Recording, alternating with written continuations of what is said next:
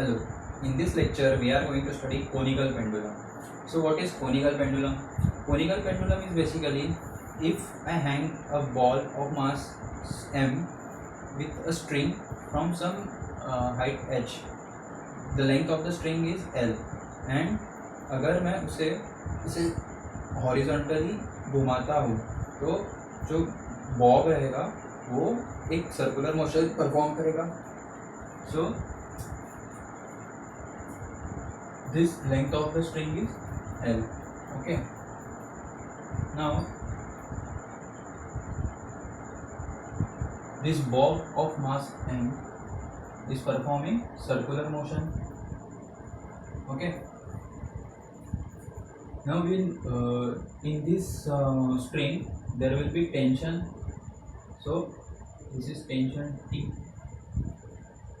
Now suppose this bob has some angular velocity omega. ये जो bob है वो एक कांस्टेंट एंगुलर वेलोसिटी से सर्कुलर मोशन परफॉर्म कर रहा है. So we have omega. Now we know in the last lecture we saw what is centripetal acceleration. Centripetal acceleration is AC equal to given by minus omega square r. Minus is written because the direction is towards the center and r is towards the bob, so AC equal to minus omega square r. So this will be the acceleration direction towards the center. Now what is force? Force equal to mn. So centripetal force क्या हो जाएगा? Mass into centripetal acceleration. So that is called as centripetal force. So FCP equal to mass into this acceleration, which is omega square r. Now we are only considering magnitude because we know the direction, that is the direction is in this direction. Now what is the force on mass due to gravity? It will be mg. So this is mg in downward direction. Now we know the tension in the string is T. We don't know the magnitude of tension, but we know the direction of T. Now if this angle is theta, this will also be theta. So we can resolve this T vector. We can resolve this tension force vector in two directions. One in this direction, it is T sin theta, and one in vertical direction, which is T cos theta.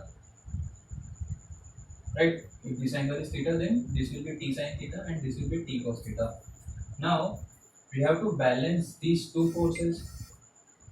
So mg is balanced by T cos theta, so we can write T cos theta equal to mg. And another thing we know that T sin theta is giving the centripetal acceleration, centripetal force. T sin theta is providing centripetal force, so this FCP will be equal to T sin theta. So we can write T sin theta equal to m omega square r. Now if we divide T sin theta by T cos theta, then we get tan theta equal to m omega square r upon mg upon mg, which is equal to omega square r upon g.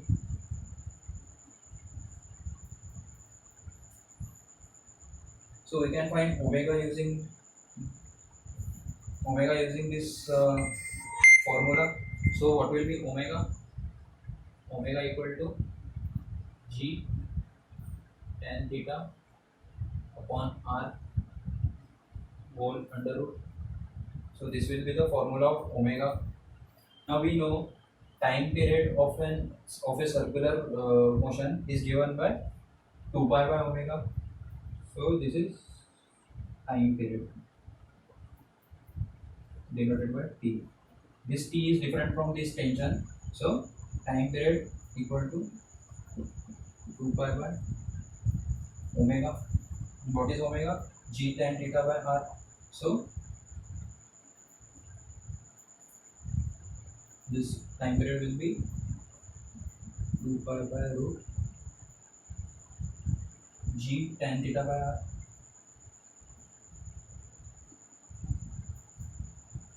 And what is r?